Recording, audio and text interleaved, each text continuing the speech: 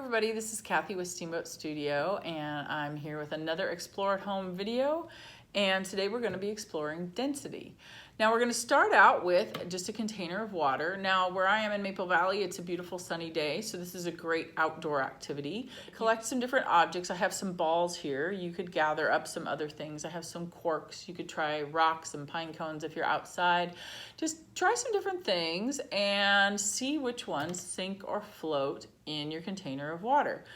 Now the tendency to sink or float is called buoyancy, but the reason why a certain object might sink or float in water is because of a difference in density. Density is a word we use to describe how close together things are or how far apart they are. And in our case here, we're talking about the molecules that make up our water and our different objects.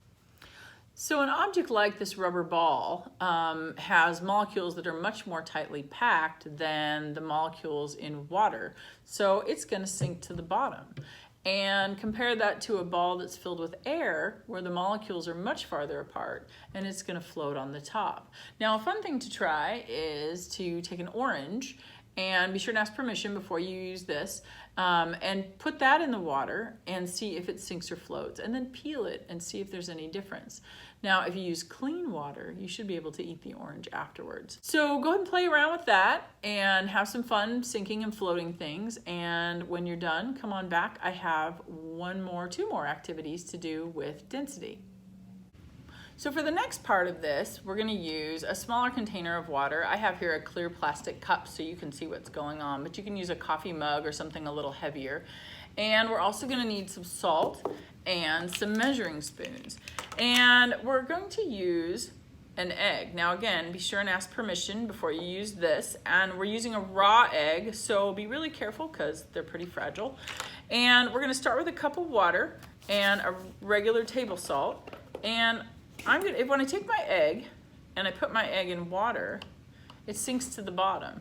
Now we talked about density, and so we know that the density of the egg is greater than the density of water. So it's going to sink. We can't change the egg to make it float, but let's see what happens if we change the water. I'm going to take some salt and I'm going to mix it in. Now I'm going to use measuring spoons and measure out about a half a teaspoon at a time. And you're going to want to stir that in really well so that it dissolves. When we're dissolving the salt, what we're doing is we're putting more molecules into the water. And by adding more molecules mixed in with the water molecules, we're making this more dense. As I increase the density by adding more and more and more salt, you're slowly going to be able to see a difference in whether or not this sinks or floats. Now, after a while, you should be able to see the egg start to kind of stand up on end. And then as you add more salt, you're going to be able to see the egg float to the top. Try it and see how much salt it takes to increase the density of the water enough to get your egg to float to the top. So once you have your egg floating in water, don't throw that salt water away just yet. We're going to use it for one more density activity. And I'm going to take the egg out and set that aside. Now I'm going to go ahead and take a little food coloring and mix it in here so that we can see this liquid a little bit better. And I'll mix that up. Now what we're going to do is very, very slowly transfer the salted liquid into a clear cup full of unsalted water.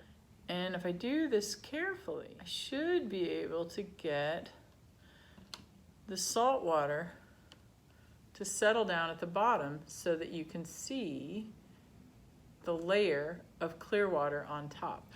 So have fun with that, and we'll have another video tomorrow.